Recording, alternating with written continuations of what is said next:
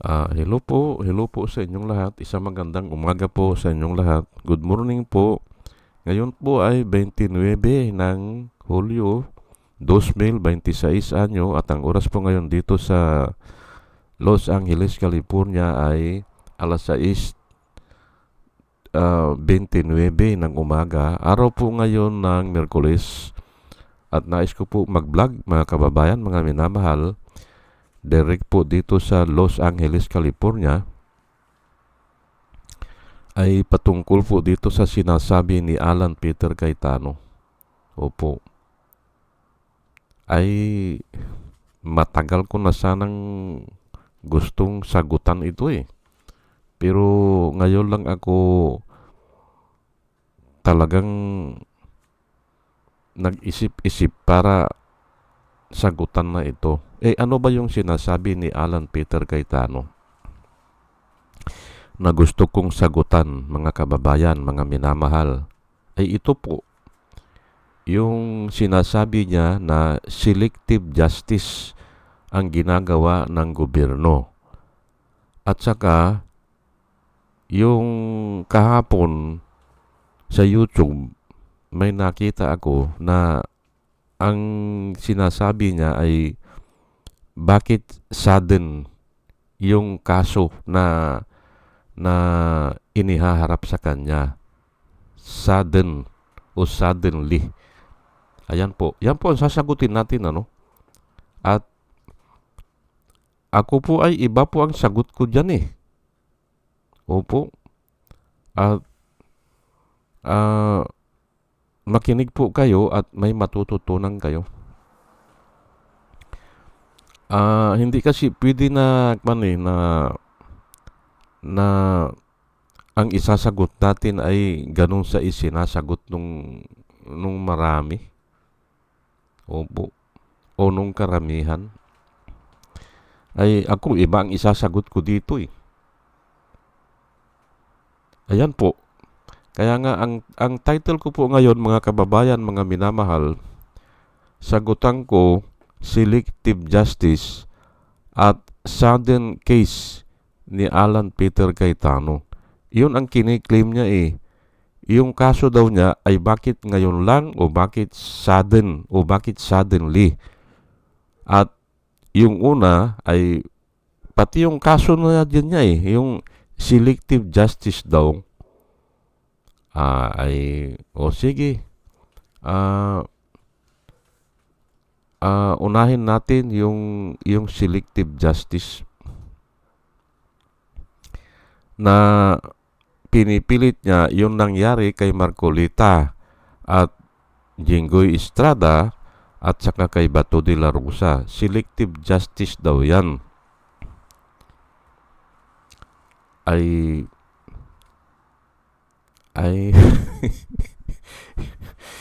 Aywan ko kung ang masasabi ko diyan kasi maaring hindi kayo maniwala sa akin, ano? Pero ako alam ko ang sinasabi ko. Dito po sa lupa o dito sa mundo o dito sa mundong ibabaw, wala pong justice dito. Wala. Maliban na lang kung pakialaman ng Panginoon. Ulitin ko lang, ano? Wala pong justice dito. Dito sa ibabaw ng mundo, wala po. Maliban na lang kung bumaba ang Panginoon o kamay ng Panginoon ang gumalaw. At yan ang nakikita ko. Pag gumalaw ang Panginoon, maaari yun. Ang justice. Opo. At marami tayong nakikita na ganyan. Pero yung sasabihin ni Alan Peter Cayetano na selective justice yan, aayunan ko siya dyan. Aayunan ko siya. Katulad ng nangyari kay Laila de Lima. Hindi ba? O anong ginawa nila? Anong ginawa ni Alan? Hindi ba? Wala. ay selective justice yun. Kaya nga ang sabi ko, dito po sa ibabaw ng mundo ay wala tayong maaasahan na justice dito. Yan po ang napag-alaman ko sa Biblia. Wala tayong maasahan dito. Bagamat ayaw kong sabihin o bagamat na hindi maganda, ay talagang puro selective justice dito. Katulad ng nangyari sa ABS-CBN. Hindi ba? Pinasara ninyo. O, ikaw, Cayetano, isa ka sa promotor dyan at saka si Marcolita. Kahit na maraming mawawalan ng trabaho. 11,000. O, kahit na yung mga equipment ng ABS-CBN ay sophisticated. O, pinasara nyo. O, samantala, ang lahat ng mga tao natutuwa kung ang mga equipment ng broadcasting company ay kumpleto o up-to-date o sophisticated. Ay pinasara nyo. Hindi ba? O, nasaan ang hustisya dyan? Hindi ba? Kaya nga kako, dito sa mundo ay wala tayong maasahan dito na talagang justice, maliban na lang kung bababa ang kamay ng Panginoon. Linawin ko lang kung minsan kasi bumababa ang kamay ng Panginoon, kaya nagkakaroon tayo ng justice. Ayan po, Pero yung sasabihin niya na selective justice yan, ay talagang ganun eh. Hindi ba? In other words, kung si Irap siguro ang kwanan ay wither lang. Ganun yan eh. In Irap parlance. Hindi ba? In Irap parlance, wither lang. Kaya nga, tama yan, selective justice. Hindi ba? Ay anong magagawa mo dyan? Ay nasa mundo ka, hindi ba? Pero, huwag kang sasama dyan. Ay ginawa nyo yan, hindi ba? Kay Dilima. Pati nga kay Trillanes, hindi ba? Kasama kayo doon eh. Doon sa gusto nyong gusto ni Duterte na mabilanggo si Trillanes. Anong ginawa? Kunyari, nagwala-walaan ng application ng pardon. Nawawala ba? Wala ba? Ay invalid yan. Ab inito. From the very beginning. Yun ang sabi. Dahil nawawala lang yung application, ay mabuti, magaling sumagot si Trillanes. Ay kung nawawala yan, ay ang una nyong ibilanggo, ang una nyong hanapin, yung custodian ng mga record. Yun ang ibilanggo natin. Tapos, ay sige, ibilanggo siya. Kasi siya ang custodian eh. Bakit nawawala? Tama yung sagot niya ibilanggo yung custodian of the record. Hindi ba? Ayan po. Kaya nga, itong sinasabi ni Alan Peter Cayetano, selective justice, ay nangyayari talaga yan eh. Yan po ang sagot ko. Ngayon, pero kung kasama ka, problema mo yan. Kung kasama ka dun sa selective justice. Kasi babalikan ka po ng Panginoon eh. Yan ang sagot ko dyan. Nangako po ang Panginoon, whatever you sow, you will reap. Ayan po kung ano ang iyong inihasik o ang iyong itinanim, yun ang iyong aanihin. Hindi ba? Bakit ngayon ay magsasalita kayo ng selective justice? Ay bakit noong panahon ni Dilima, hindi ba? Nag-withdraw na yung mga testigo, hindi ba? Nag-recant na sila. Ay siyempre, pananagutan po nila yun sa Panginoon eh.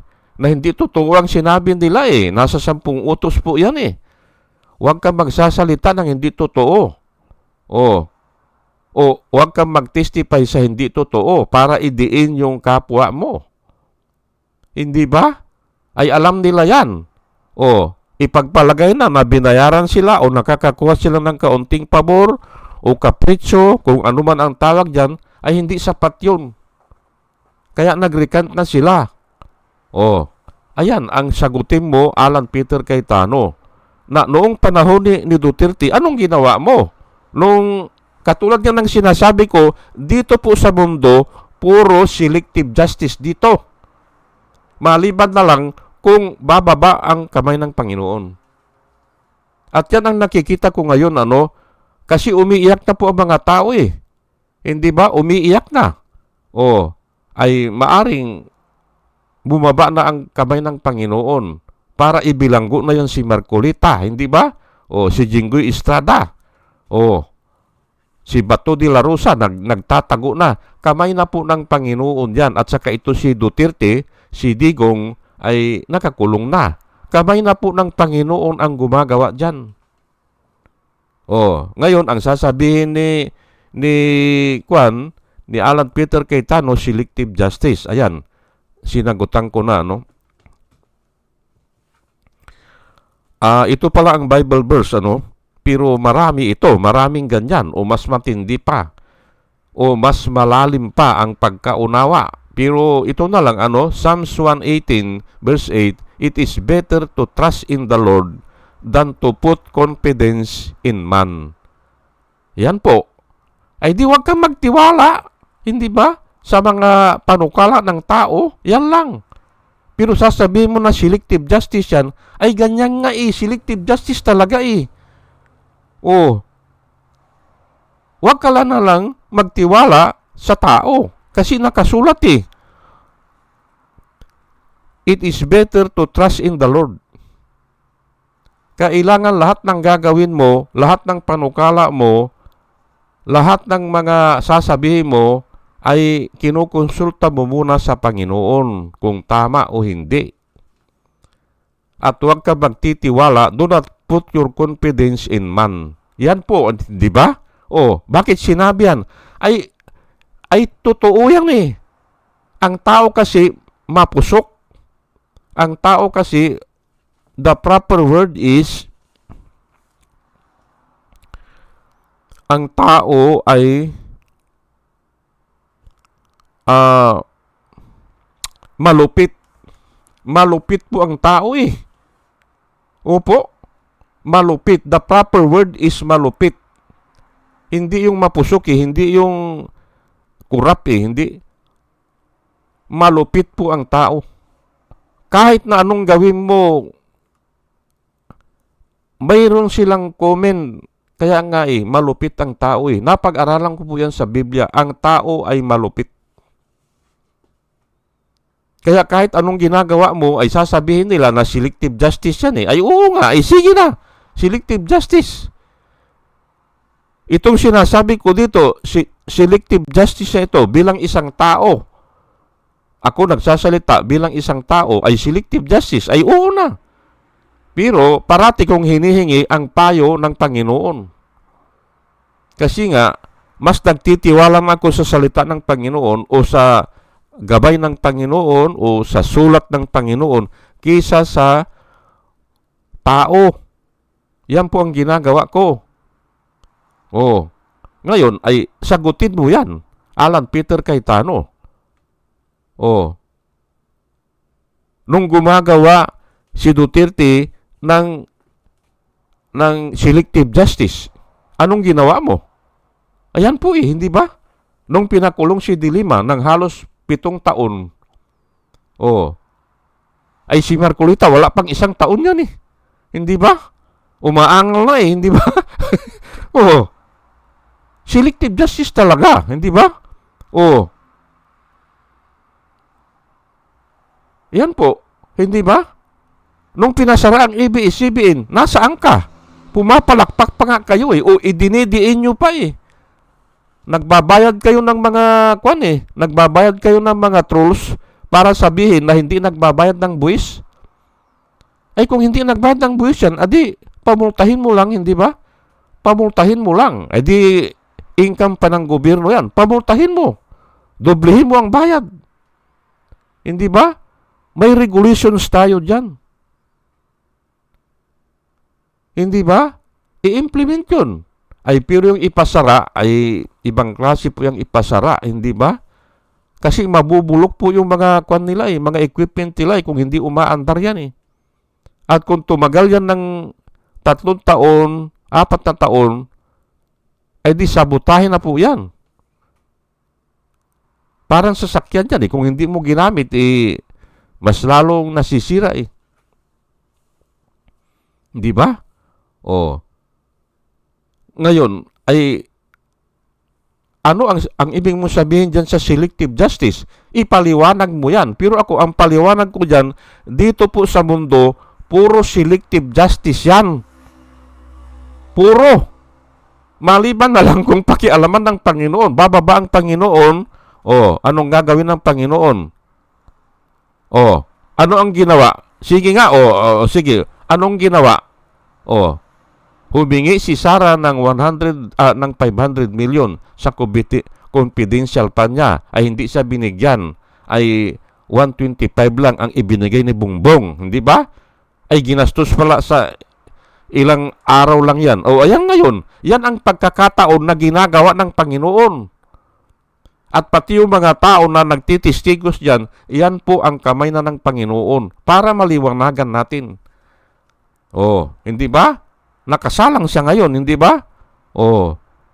Nakasalang siya. Kasi nga, ay hindi na po tao ang gumagawa niyan eh. Ang gumagawa po niyan ay kamay na ng Panginoon. Sige. At palagay ko ay naintindihan na natin. Kung sinasabi niya na selective justice, ay oo nga. Ay pero anong ginawa mo? Nung kayo, hindi ba? Ay ibabalik yan sa'yo. Kasi pangako po ng Panginoon yan eh. Kung ano ang ginawa mo sa kapwa mo tao, ayun din ang mangyayari sa iyo. Hindi ba? Up to date natin, hindi ba? Hindi kayo umaten sa SUNA. Anong ginawa naman ng mga kapwa mo senador? Nilayasan ka. Kasi nga, ay ayaw na nilang marinig ang mga pinagsasasabi mo. Ako nga, hindi na ako nakikinig dyan eh. Kaya nga ito, hindi ko alam ito. Masyado ito, kasi hindi ako masyadong nagbababad dyan eh. Pati yung sudden ay, aywan ko kung tama o hindi, pero yun ang isusunod ko. Okay. Ang sabi niya, ay bakit daw sudden? Okay? Napakaganda po, hindi ba? Bakit daw biglaan o bakit daw ngayon lang? Na normally, yan ang mga sagot ng mga tao eh. Bakit ngayon lang? Hindi ba? Bakit hindi pa noon? Ay ito po yan eh.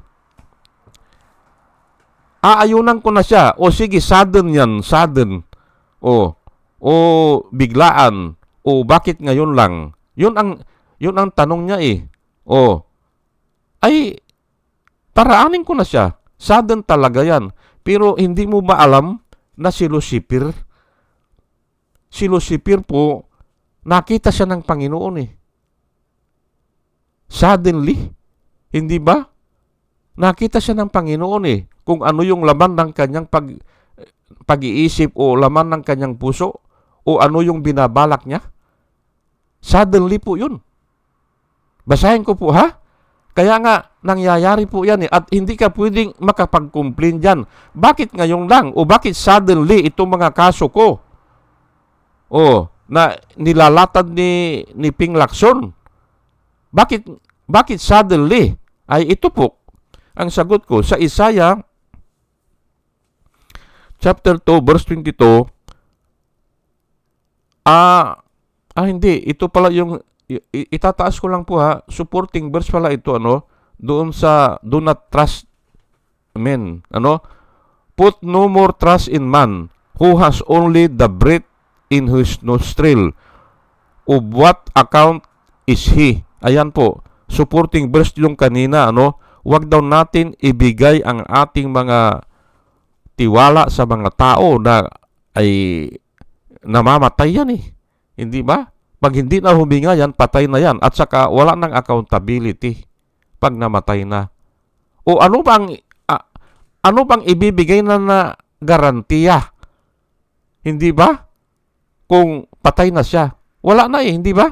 Yun ang ibig sabihin niya. Kaya nga ang nilalakad po dito ay magtiwala tayo po sa Diyos o doon tayo ibigay ang ating confidence. Yun po ang ibig sabihin yan. Kasi nga ang tao ay selective po yan eh. Di ba? Susog yan doon sa sinasabi ko kanina. Pero ito na yung sa Ezekiel 28 verse 15. Ito po ay kuwan po ito eh.